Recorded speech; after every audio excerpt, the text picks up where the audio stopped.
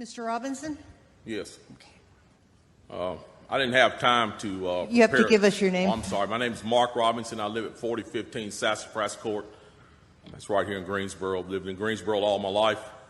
I didn't have time to write a fancy speech. I didn't have time to, I didn't have the resource of an English teacher to sit down and write a speech with at school today and be, brought over here or practice or anything. What I really came down here for is this. I've heard a whole lot of people in here talking tonight about this group and that group and domestic violence and blacks, these minorities and that minority. What I want to know is, when are you all going to start standing up for the majority? And here's who the majority is. I'm the majority. I'm a law-abiding citizen who's never shot anybody, never committed a serious crime, never committed a felony. I've never done anything like that. But it seems like every time we have one of these shootings, nobody wants to put the blame where it goes, which is at the shooter's feet. You want to put it at my feet. You want to turn around and restrict my right, constitutional right that's spelled out in black and white. You want to restrict my right to buy a firearm and protect myself from some of the very people you're talking about in here tonight. It's ridiculous. I don't think Rod Serling could come up with a better script.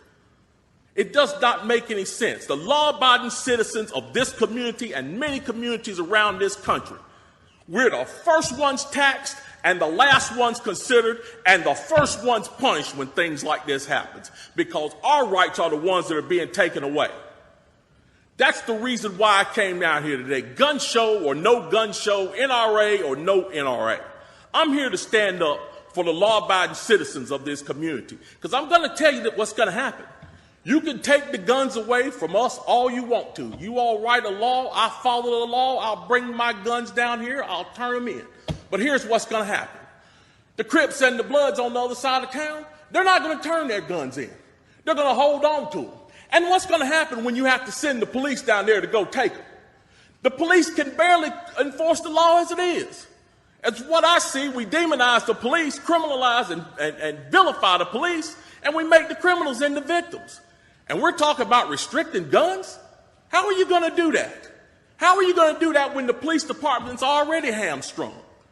You're not going to be able to go down here and take these guns from these criminals. So the criminals are going to hold on to their guns. They're still going to have them.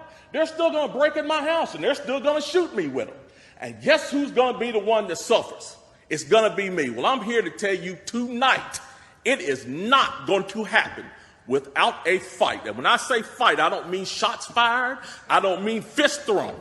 I mean I'm going to come down here to this city council and raise hell just like these loonies from the left do until you listen to the majority of the people in this city. And I am the majority.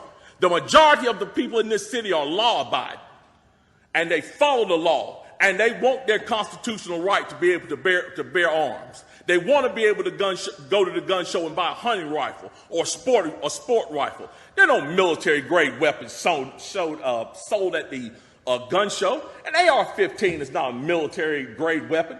Anybody that would go into combat with an AR-15 is a fool. It's a semi-automatic .22 rifle. You'd be killed in 15 minutes in combat with that thing. So we need to dispel all these myths, and we need to drop all this division that we got going on here.